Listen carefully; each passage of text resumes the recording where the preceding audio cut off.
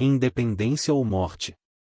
O Brasil até então estava em formação, como um embrião em gestação, mas a partir deste momento nasceria a nação brasileira, sendo este o divisor de águas, desde o passado longínquo conforme relatado até aqui o que viria a se suceder com a consolidação do país no decorrer do Segundo Império.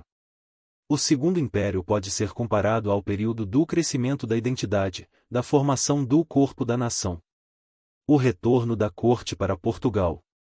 Com o retorno de Dom João e sua corte em 1821, Pedro permaneceu no Brasil como seu regente, sendo que teve desde o início combater várias ameaças das tropas portuguesas revolucionárias insubordinadas.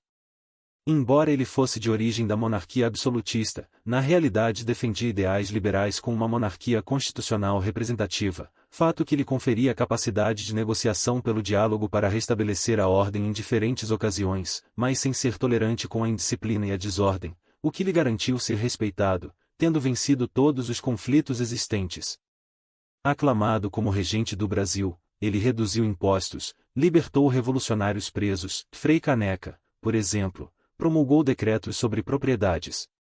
Mas enfrentaria a resistência por parte do comandante das tropas no Rio de Janeiro, o general Jorge de Avilés Jusarte de Souza Tavares, visconde português que ficará no Brasil e mantendo-se fiel a Portugal, que exigiu que Dom Pedro dissolvesse o governo e que voltasse para Portugal.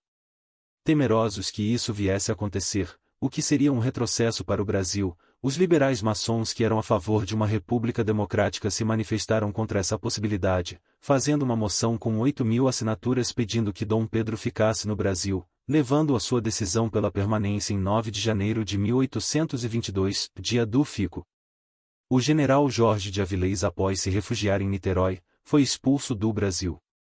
Com esta decisão, declarou-se o início da ruptura com Portugal.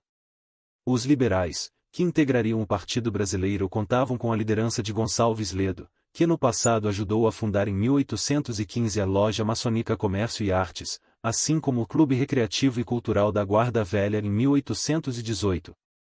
Ele visava atrair aliados a favor da independência, o que já tinha lhe custado por ordem de Dom João, além do fechamento do clube secreto, a sua prisão por conspiração política. Posteriormente, o próprio Dom João concederia o perdão a Ledo.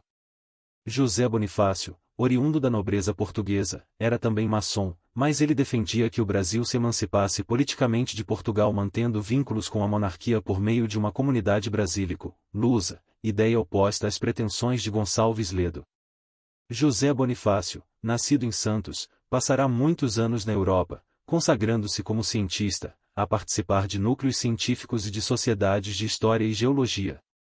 Amigo de Alexander von Humboldt, de Lavoisier e de outras relevantes personalidades do mundo acadêmico, foi um intelectual, estudando em diversos países além de Portugal, como Itália, Suécia e Noruega. Visitou a maioria dos países europeus participando de estudos e de atividades científicas. Depois de anos, em 1800, ele regressou a Portugal, onde assumiu a cátedra de mineralogia na Universidade de Coimbra, tendo desenvolvido carreira acadêmica de expressão até o ano de 1819, quando retornou ao Brasil com a idade de 56 anos. O período em que passou pela Europa tinha moldado a sua visão de mundo. Os seus planos para o Brasil se fundamentavam por ideais liberais em defesa da abolição do tráfico e da escravidão, da incorporação dos índios na sociedade, da implantação da reforma agrária com a substituição dos latifúndios por divisões das terras, do aproveitamento e melhor distribuição das águas, da exploração de minérios e preservação de florestas, assim como de questões relacionadas à miscigenação e inserção racial. O tema da aceitação racial viria a ser declarado em um manifesto maçônico abaixo apresentado. Enfim, José Bonifácio estava adiantado mais de 200 anos de seu tempo. Já de volta ao Brasil, Dom João lhe concedeu o título de conselheiro em 18 de agosto de 1820.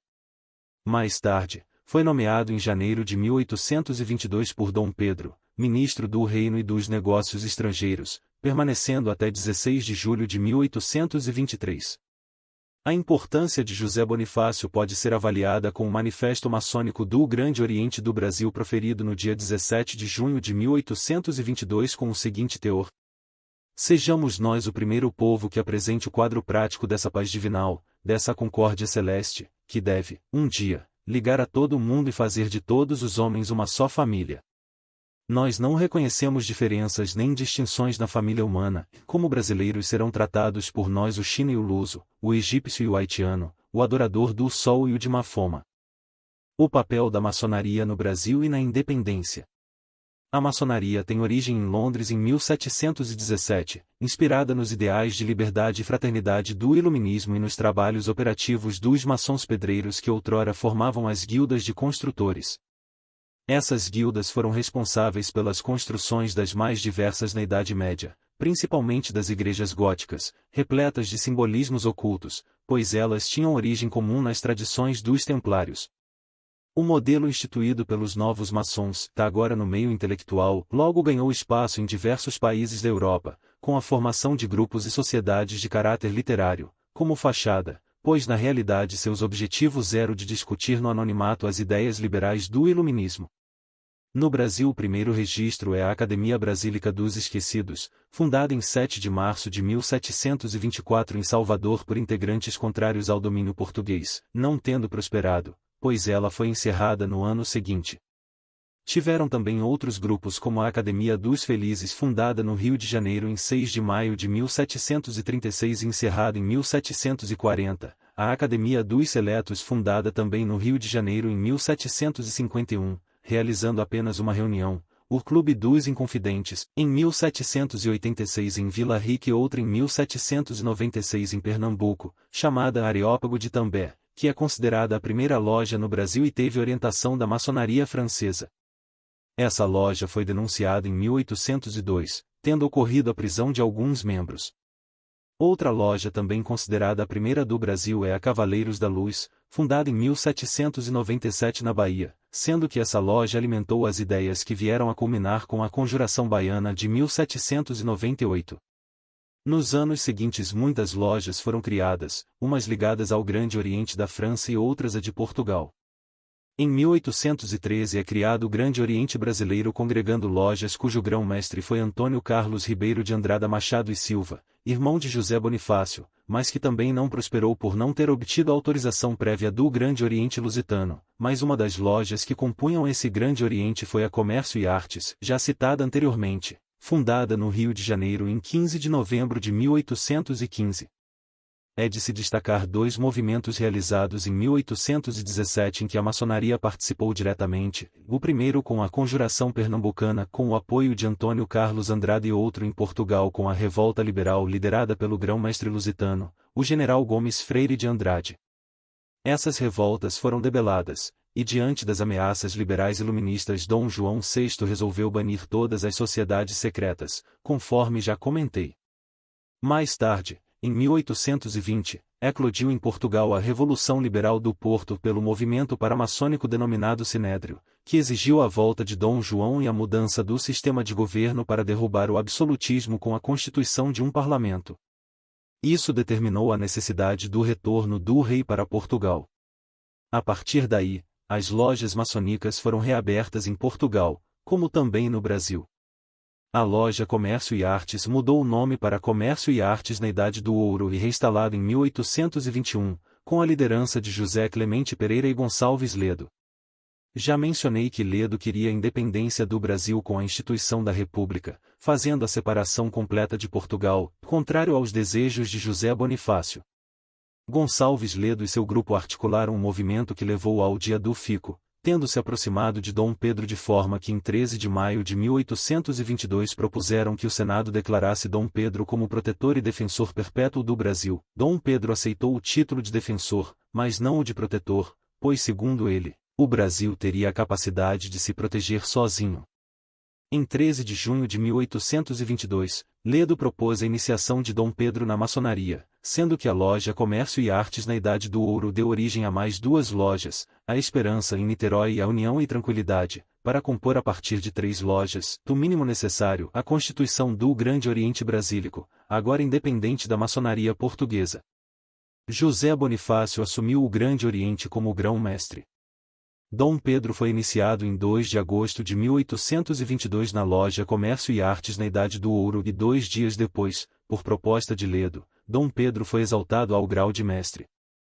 Para aprofundar mais ainda nos detalhes sobre a influência da maçonaria no contexto da independência, transcrevo um trecho na obra de Tito Lívio Ferreira do Instituto Histórico e Geográfico de São Paulo, que discorre sobre o assunto no capítulo José Bonifácio e a Maçonaria, que também pode ser acessado pelo link acima. Já em fins de 1821 a maçonaria brasileira estava dividida em duas ordens, a azul e a vermelha. A grande loja da maçonaria azul tem sua sede em São Paulo. Nela se firma, se alicerça, se apruma José Bonifácio. No Rio de Janeiro funcionam, então, já separadas, as lojas da maçonaria azul e da maçonaria vermelha. Esta chefiada por Joaquim Gonçalves Ledo, Cônego Januário da Cunha Barbosa, José Clemente Pereira, entre outros. Aquela tinha à sua frente José Joaquim da Rocha, José Mariano de Azeredo Coutinho, Antônio e Luiz de Menezes Vasconcelos Drummond, Pedro Dias Pais Leme, entre outros. Não havia nítida separação entre os irmãos maçons, e muitos de tendência vermelha, isto é, republicanos, achavam-se nas lojas azuis, rente aos monarquistas, e vice-versa. Outros faziam-no por espionagem. Mesmo assim encontramos um ou outro irmão vermelho em loja azul, ou irmão azul em loja vermelha, porque isso interessava ao jogo político. E somente quando a luta explodia com violência, a polícia prendia os adversários, é que os elementos apareciam na sua convicção maçônica, perseguidos ou perseguindo. De início, o pensamento dos maçons azuis era manter a unidade da monarquia portuguesa formada pelos Reinos Unidos do Brasil, Portugal e Algarves. José Bonifácio e seus companheiros tiveram de abandonar essa ideia, em face da pressão cada vez mais viva dos vermelhos. Estes lutavam para estabelecer a república em cada província do Reino do Brasil, como haviam feito os espanhóis com a América Espanhola. São Martín, maçom azul, ainda tentou convencer Bolívar, maçom vermelho. E o libertador vermelho esfarela a América Espanhola em repúblicas de expressão geográfica. O exemplo estava diante dos olhos de José Bonifácio. Ele verifica, desde o início, como as lojas maçônicas vermelhas, do Rio de Janeiro a Belém do Pará, estão filiadas à Loja Vermelha de Lisboa. Os irmãos vermelhos de Lisboa haviam se assenhoreado das cortes portuguesas. De Lisboa enviam ordens aos irmãos vermelhos do Rio de Janeiro, da Bahia, de Recife, de Fortaleza, de São Luís do Maranhão e de Belém do Pará, onde as juntas governativas estavam nas mãos dos vermelhos. Em cada uma dessas províncias, inclusive na de Minas Gerais, fazia-se a propaganda republicana abertamente. Sonhava-se com a República do Pará, a República do Maranhão, a República do Ceará, a República de Pernambuco, a República da Bahia, a República do Rio de Janeiro e a República de Minas Gerais. Apenas São Paulo e o Rio Grande do Sul ligam-se num só pensamento, e a unidade da monarquia, a unidade da pátria brasileira. E o paladino desta ideia, o condestável da unidade nacional com monarquia, é José Bonifácio. As Cortes de Lisboa, em julho de 1822, processam o imortal Santista e o Senado da Câmara de Vereadores de São Paulo, por serem adversários do pensamento dominante na maçonaria vermelha, cuja maioria quer a fragmentação do Reino do Brasil em 20 repúblicas. José Bonifácio tem o pressentimento do futuro. À frente de seus amigos apanha um instante político, pela frente no momento preciso. Os vermelhos haviam iniciado o príncipe regente Dom Pedro na sua loja. José Bonifácio leva Dom Pedro à loja dos azuis. E assim, o futuro imperador é colocado na encruzilhada histórica. Daí em diante, ciente dos ideais republicanos dos maçons vermelhos, o príncipe não hesita. Forma ao lado e junto de José Bonifácio. São os azuis os campeões da unidade pátria.